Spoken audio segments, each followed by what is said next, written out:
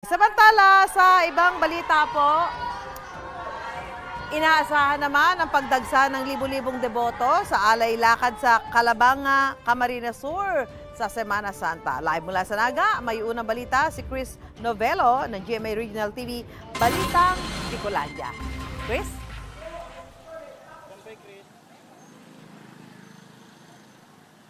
Yes, Susan, good morning. Puspusan na nga ang paghahanda ng Calabanga, LGU, PNP at ng Simbahang Katolika para sa mga aktibidad kasabay ng pag-obserba ng Semana Santa.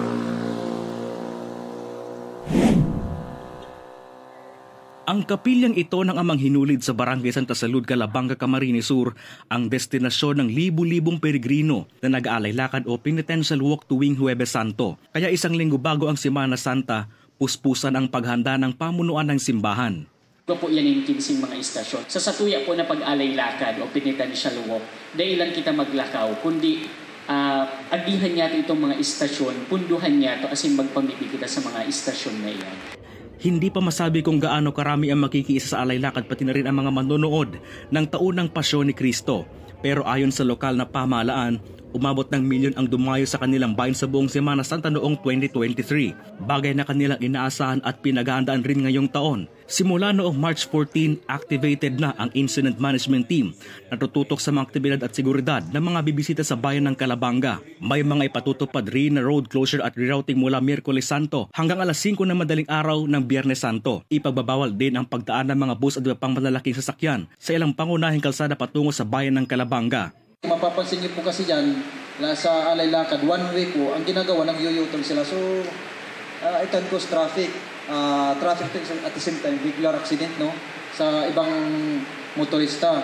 We would like to announce na lahat po ng kuan, lalo na yung magko-commute lang po, yung terminal lang po natin, dito lang po sa public market. Wala na po tayong i-designate dito po sa along La Purisima and Pagatpat area. Pinaghahandaan at tututukan rin ng IMT ang mainit na panahon. Saro sa mga naging nahiling minatabang, iyo po itong pagtabang sa pag-construct atong atop or covered area di sa tapat kang hinulid. Si mismong tinampo po duman, tahog na po talaga ito.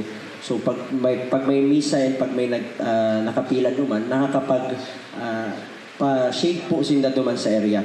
As far as Kanaaman, iba na po yung mga stations na yan, ang mga munisipyo po, nagtatabang man po, nagkatawin yung nag-providing water rehydration, yung libre, iba man na nagtitinda, iba man naglilibre.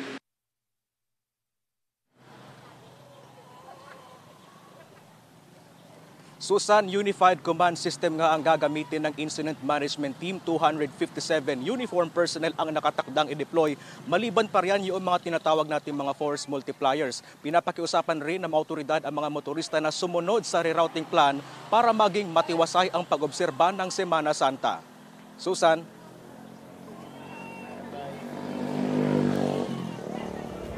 Maraming salamat, Chris Novelo ng GMA Regional TV, Balitang Bicolandia.